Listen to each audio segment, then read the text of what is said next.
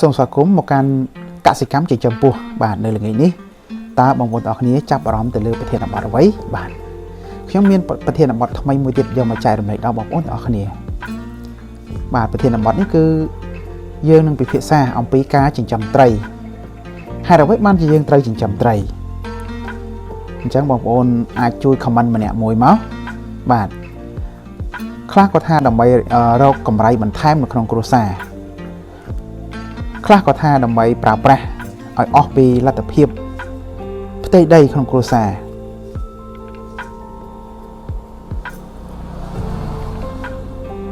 បាទហើយខ្លះទៀតគឺដើម្បីមានសាច់ត្រីហូបព្រោះសាច់ត្រីក៏ដូចជាសាច់ផ្សេងៗទៀតដែលមានប្រូតេអ៊ីនដែលធ្វើឲ្យគ្រួសារមានសុខភាពល្អនិងមានកម្លាំងខ្លាំងក្លា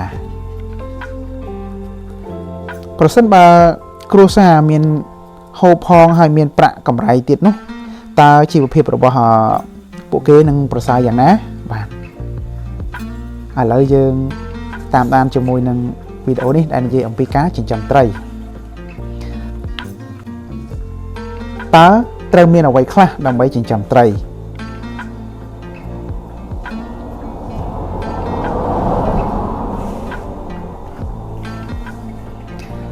ដើម្បីចិញ្ចឹមត្រីវាទាមទារឲ្យមានការរៀនសូត្រអំពីវិធីចិញ្ចឹមត្រូវមានដីមួយកន្លែងសម្រាប់ជីកស្រះត្រូវមានប្រភពទឹកត្រូវមានកូនត្រីត្រូវមានការថែទាំនិងមានការឲ្យចំណីជាដើមចុះឥឡូវតើយើងត្រូវចាប់ផ្ដើមដោយរបៀបណាដើម្បីចាប់ផ្ដើមដោយរបៀបណាបងប្អូនទាំងគ្នាអាចសាកសួរអ្នកបច្ចេកទេសខាងជលផលឬមួយក៏រៀនដកពិសោធន៍ដោយខ្លួនឯងត្រូវដឹងពីប្រភេទដីសម្រាប់ជីកស្រះនិងរបៀបជីកស្រះ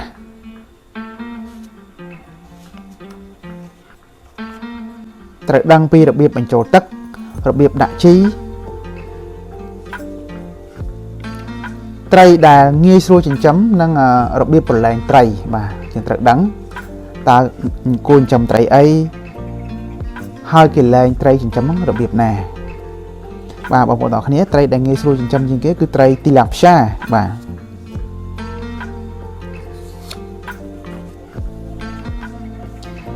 ត្រូវចេះឲ្យចំណីត្រីការថែទាំស្រះនិងការបង្ហូរទឹកចេញពីក្នុងស្រះការចាប់ត្រីក៏យើងមានរបៀបចាប់ការថែរក្សាកូនត្រីទុកបន្តពូជបាទទាំងអស់នេះគឺជាចំណុចត្រួសគោលដែលយើងខ្ញុំបានចែករំលែកទៅកាន់បងប្អូនទាំងអស់គ្នាហើយជាបន្តទៅទៀតនេះបងប្អូនទាំងអស់គ្នានឹងទទួលបាននៅចំណុចលម្អិតបន្ថែមទៀតបាទទៅលើចំណុចមួយហ្នឹងការជ្រើសរើសកន្លែងជីកស្រះចិញ្ចឹមត្រីបាទគឺរកដីដែលចោលទំនេរគ្មានដាំដំណាំអ្វីប៉ុន្តែគឺមានផ្ទៃមានពន្លឺថ្ងៃចាំងចូលគ្រប់គ្រាន់ទឹកចំនួនមិនលិចស្ថិតនៅមិនឆ្ងាយពីផ្ទះពេកដើម្បីងាយស្រួលដល់ការថែទាំស្រះចិញ្ចឹមត្រីត្រូវស្ថិតនៅជិតប្រភពទឹកដូចជាស្ទឹងអូរឬក៏ព្រែកដីស្រះត្រូវតែជាប្រភេទដីដែលមិនជ្រាបទឹកអាចសម្គាល់បានតាមការពូតដីមួយក្តាប់បោះឡើងទៅលើហើយចាប់មកវិញបើដីនោះមិនបែកគឺដីនោះសមស្របដល់ការជីកស្រះហើយត្រូវសាកល្បងតាមវិធីនេះរហូតដល់ជម្រៅយ៉ាងតិច1ម៉ែត្រត្រឹមចង្កេះបងប្អូនបើសិនជាប្រភេទដីខ្សាច់ឬក៏ក្រួសពេលបោះឡើងទៅលើហើយធ្លាក់មកវិញវានឹងបែកដីប្រភេទនេះមិនធានាដល់ការដក់ទឹកបានយូរឡើយបើដីស្រទាប់លើក៏ស្អិតស្រទាប់ក្រោមក៏ស្អិតទីនោះហើយដែលគួរជីកស្រះជីកំប៉ុស្តដែលត្រូវប្រើជីដែលល្អត្រូវទុកឲ្យរលួយចំនួនប្រហែល1ខែដូចនេះត្រូវត្រៀមទុកមុនពេលជីកស្រះរបៀបជីកស្រះបើជីកស្រះទំហំ10ម៉ែត្រគុណនឹង10ម៉ែត្រត្រូវមានដី 14 ម៉ែត្រគុណនឹង 14 ម៉ែត្រព្រោះត្រូវចោលម្ខាង 2 ម៉ែត្រដីស្រទាប់លើកម្រាស់ពីទឹកត្រូវទុកដោយឡែកបាតស្រះត្រូវឲ្យជម្រាលបន្តិចអាចម្ខាងមានកម្ពស់ទឹកត្រឹមជង្គង់និងម្ខាងទៀតត្រឹមចង្កេះ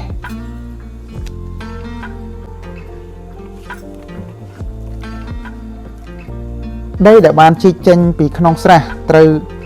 រាយបង្ហាប់ជុំវិញមាត់ស្រះត្រឹមចម្ងាយ 2 ម៉ែត្រមិនត្រូវជីកស្រះដែលមានច្រាំងចោតហួសពេកតែត្រូវធ្វើច្រាំងឲ្យជម្រាលហើយបង្ហាប់ដីឲ្យណែនខាងជ្រុងស្រះដែលមានប្រភពទឹកត្រូវជីកប្រឡាយមួយដើម្បីនាំទឹកបញ្ចូលស្រះដោយធ្វើសន្ទះបិទបើកឲ្យបានល្អនៅជ្រុងម្ខាងទៀតត្រូវមានដាក់លូសម្រាប់បង្ហូរទឹកចេញពេលមានទឹកច្រើនហួសលើសពីតម្រូវការលូបញ្ចេញបញ្ចូលទឹកអាចធ្វើពីបំពង់ឫស្សីក៏បានឬក៏បំពង់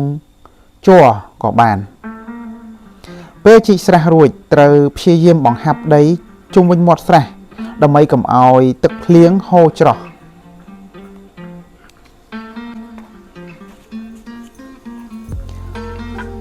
ជុំវិញស្រះត្រូវមានដាំដំណាំផ្សេងៗដូចជាជីស្លឹកគ្រៃសណ្តែកដីដំឡូងជ្វាលាក់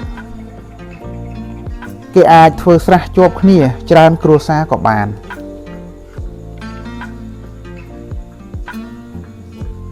ក្នុងការបញ្ចូលទឹកត្រូវប្រយ័ត្នប្រយែងកុំឲ្យ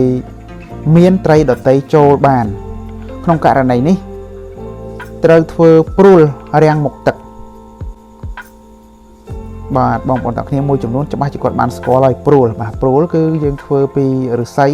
ឬក៏កំណាត់ឈើឬក៏កូនឈើតូចៗហ្នឹងក្រងវាបាទក្រងវាជាបន្ទះមកហើយយកមករាំងនៅពីមុខផ្លូវទឹកហូររបស់យើងកុំឲ្យត្រីចូលទៅក្នុងស្រះប្រដាប់សម្រាប់រាំងមិនឲ្យត្រីដទៃទៀតចូលបាទគឺដូចខ្ញុំរៀបរាប់អំបញ្ញមិញហ្នឹងចូលក្នុងយើងត្រូវមានបន្ទះឫស្សីឬមួយក៏សំណាញ់បាទសំណាញ់តែយើងអាចរាំងកុំឲ្យត្រីចូលបាន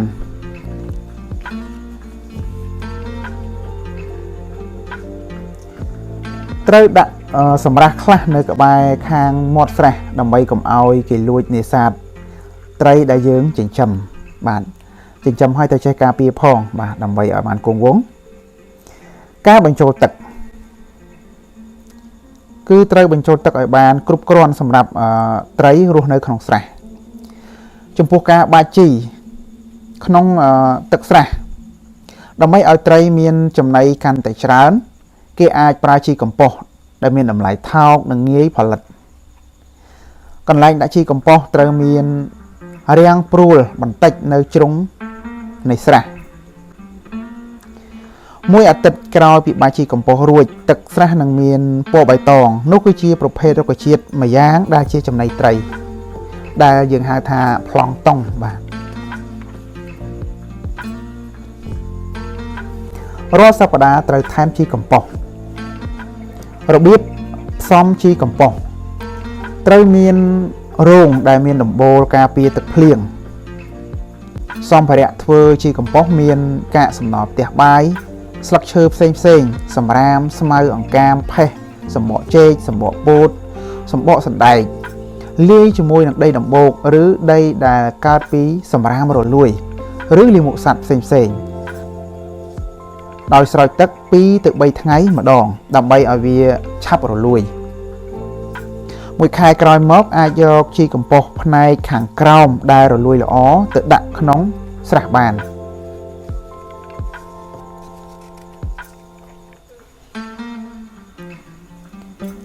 បន្តការផ្សំនិងការប្រើជីកំប៉ុស្តឲ្យបានរៀងរាល់សប្តាហ៍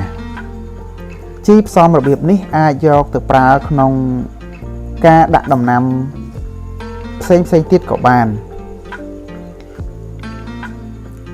តទៅទៀតនេះគឺយើងនិយាយអំពីការលែងកូនត្រីទៅក្នុងស្រះ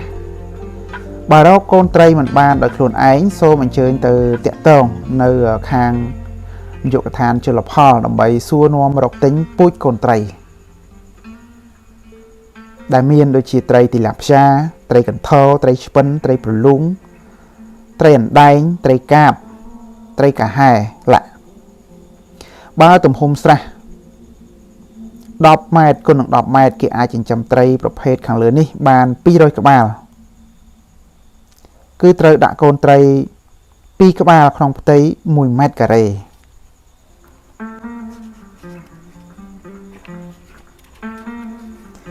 មិនត្រូវដាក់ច្រើនលើសពីនេះទេ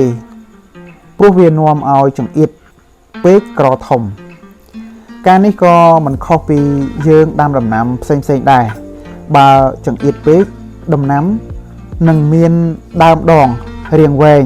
គ្មានផ្លែផ្កាឬក៏មានតែបន្តិចបន្តួចប៉ុណ្ណោះប្រសិនបើចង់ចិញ្ចឹមត្រីច្រើនមុខសូមសាកសួរដល់អ្នកបច្ចេកទេសខាងជលផល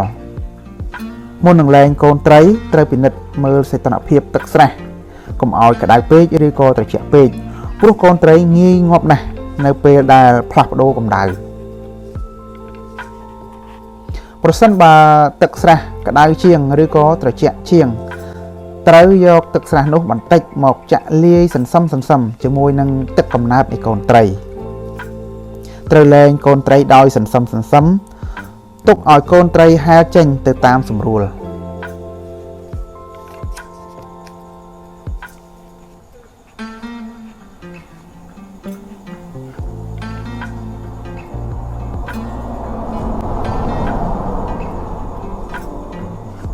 ការឲ្យចំណីត្រីត្រូវការចំណីរាល់ថ្ងៃចំណីដែលត្រីចូលចិត្តមានកណ្ដៀស្លឹកឬកាកសំណល់ពីដំឡូងឈើចុងអង្ករកន្ទក់គ្រាប់កបាសបុកឬកិនកាកសំណល់ពីសត្វតាឃាតផ្លែឈើរលួយកាកសំណល់ផ្ទះបាយទម្លាប់ឲ្យចំណីត្រីនៅកន្លែងតែមួយពិសេសនៅផ្នែកខាងទឹករាក់ដើម្បីងាយស្រួលសង្កេតមើលត្រីផ្ដល់ចំណីតាមចំនួនល្មមដែលត្រីស៊ីអស់ក្នុងមួយថ្ងៃធម្មតាត្រីដែលមានសុខភាពល្អស៊ីចំណីរហ័សណាស់រាល់ថ្ងៃពេលឲ្យចំណីត្រីត្រូវសង្កេតមើលបើវាស៊ីមិនអស់ត្រូវបន្ថយចំនួនចំណីនោះវិញក្នុងករណីមានចិញ្ចឹមជ្រូកនិងទាពីលើស្រះអាចឲ្យចំណីបន្តិចបន្តួចឬមិនបាច់ឲ្យចំណីក៏បានប៉ុន្តែមិនត្រូវធ្វើបង្គន់ពីលើទេរាល់សប្តាហ៍មិនត្រូវភ្លេចបន្ថែមជីកំប៉ុស្តការថែទាំស្រះចិញ្ចឹមត្រីត្រូវព្យាយាមថែទាំស្រះរាល់ថ្ងៃពិសេសពេលឲ្យចំណីស្រះត្រូវមានទឹកគ្រប់គ្រាន់មើលរបាំងនៅកន្លែងបញ្ចេញបញ្ចូលទឹកកុំឲ្យត្រីចេញថែទាំកុំឲ្យស្មៅដុះគ្របដណ្ដប់ពីលើផ្ទៃទឹកស្រះលើសពី1/4កាត់ស្មៅនៅតាមមាត់ស្រះឲ្យស្អាតពិនិត្យទឹកកុំឲ្យជ្រាបចេញពីស្រះកុំចាត់ពពួកសត្វកុកកង្កែបអណ្ដើកកណ្ដុរនិងពស់ដែលជាសត្វស៊ីបំផ្លាញត្រីចិញ្ចឹមការចាប់ត្រីមិនត្រូវចាប់ត្រីមុនពេលអាយុបាន5 ខែក្រោយពីអាយុបាន5 ខែអាចចាប់ត្រីណាដែលធំចំនួន 4-5 ក្បាលក្នុងមួយអាទិត្យពេលត្រីធំល្មមទាំងអស់ហើយទើបអាចចាប់បានធម្មតានៅអាយុ6 ខែល្អបំផុតគេចាប់ត្រីនៅពេលព្រឹកដែលទឹកមិនទាន់ក្តៅត្រូវមានទ្រុងឬក៏ធុងដែលមានគម្របសម្រាប់ទុកត្រីឲ្យរស់បានយូរឧបករណ៍សម្រាប់ចាប់ត្រីគឺថ្នងអួនឬក៏សំណាញ់ដែលមានក្រឡា 3 ទៅ 3.5 សង់ទីម៉ែត្រធ្វើរបៀបនេះយើងអាចរក្សាបានកូនត្រីដែលនៅតូចទុកបន្តពូជទៀតប៉ុន្តែចំពោះតំបន់ដែលគ្មានលទ្ធភាពបញ្ចេញបញ្ចូលទឹកមួយឆ្នាំម្ដងចាំបាច់ត្រូវតែបង្ហូរទឹកចេញដើម្បីសម្អាតបាតស្រះបាទបទពិសោធន៍ក៏ដូចជាបច្ចេកទេសនៃការចិញ្ចឹមត្រីនេះគឺសាមញ្ញជឿជាក់ថាបងប្អូនប្រជាកសិករក៏ដូចជាប បងប្អូនដែលគាត់ចាប់អារម្មណ៍ចំពោះការចិញ្ចឹមត្រីនេះគឺអាចអនុវត្តបានទាំងអស់គ្នាបានឲ្យបទពិសោធន៍នេះគឺពិតជាក់ស្ដែងបងប្អូនទាំងអស់គ្នាអាចសាកល្បងហើយនឹងធ្វើទៅតាមការរៀបរាប់របស់ខ្ញុំនេះបងប្អូននឹងអាចទទួលបាននៅត្រីសម្រាប់